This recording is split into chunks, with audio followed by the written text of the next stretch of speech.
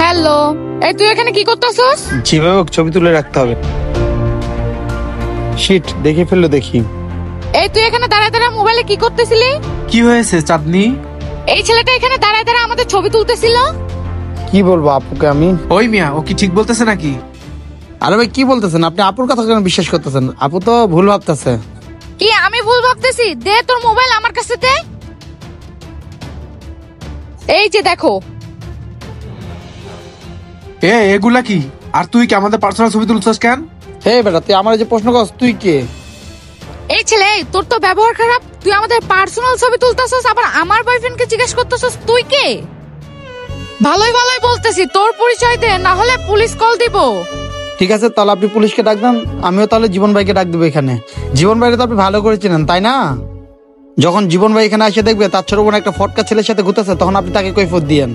আরে ভাইয়া, আপনি আমার বড় ভাই জীবনকে কিভাবে চিনেন? আপনার ভাই আর আমি একই কলেজে লেখাপড়া করছি, বুঝছেন? উনি আমার সিনিয়র ছিল। দেখেন ভাই, আপনি কেন আমাদের দুজনের বিষয়ে নাক গলাইতেছেন? আমরা তো দুজন দুজনকে ভালোবাসি। আপনার সমস্যা কি? চাঁদনি, তুমি ভয় পেও না, আমি তোমাকে মন থেকে ভালোবাসি, আর আমি তোমার ভাইয়ের সামনে যাব। শোনো, এসব ছেলের কথায় কান দিও না। Relax Tanvir, relax. আমি কেন তোমাকে বিয়ে করব? হোয়াই? কি বলো চাঁদনি? তুমি তো আমাকে মন থেকে ভালোবাসো, আর আমরা দুজন দুজনকে ভালোবাসি, কিন্তু তুমি কেন এখন এসব বলতাছো? প্রেম ভালোবাসা মাই ফুড।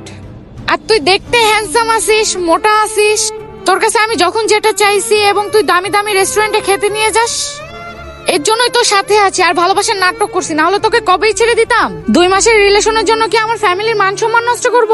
আমার ভাইয়ের কাছে বোকা মায়ের খাবো? এতটা বোকা আমি না। চল ভাই, আমাদের কাজ শেষ। কাজ মানে কিসের কাজ? আরে তোমাকে তো জাস্ট একটু পরীক্ষা করলাম, তুমি আমাকে মন থেকে ভালোবাসো নাকি আমার টাকা পয়সাকে ভালোবাসো। আর তুমি কিনা সেই পরীক্ষায় ফেল করলা, ওর কথা বাদ দাও। ও তো আমার বন্ধু হয়, ও নাটক করছে তোমার সামনে আমার কথায়। তার মানে এই লোকটা আমার ভাইকে চিনে না, সব সাজানো ছিল? এসব তো আমার সাজানো নাটক ছিল। ও তো তোমাকেই চেনে না, তোমার ভাই তো দূরের কথা। আর আজকে তোমার আসল চেহারাটা আমার চোখের সামনে চলে আসছে। আসল চেহারা? কিসের আসল চেহারা? আমি তো তোমার সাথে মজা করছি তানভীর। ভাইয়ার নাম বলছিল তো, এর জন্য একটু ভয় পেয়ে গেছিলাম। ভাইয়ের নাম শুনে ডরাই গেছো? তুমি জানো, তোমাদের মতো বেঈমান, টাকার লোভী, প্রতারক, ধোঁকাবাজ, মিথ্যাবাদী মেয়ের সাথে রিলেশন রাখার থেকে না রাখাই ভালো। কারণ তোমার মতো মেয়ে আমাকে ডিজার্ভ করে না।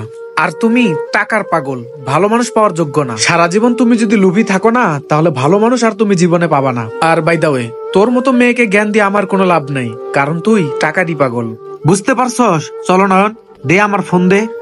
ভালোবাসা কখনো টাকা পয়সা অর্থ সম্পদ দিয়ে হয় না, ভালোবাসা হয় মন থেকে। আর সত্যি কথা বলতে কি, যে মন থেকে ভালোবাসে সে কখনো টাকা পয়সা অর্থ সম্পদ এগুলো দেখে একজন ভালো মনের মানুষ। আর একটা কথা মনে রাখবেন, টাকা পয়সা অর্থ সম্পদ 2 দিনের, কিন্তু ভালোবাসা চিরদিনের। সো ভিডিওটি ভালো লাগলে অবশ্যই লাইক কমেন্ট শেয়ার করে যাবেন। Thank you so much.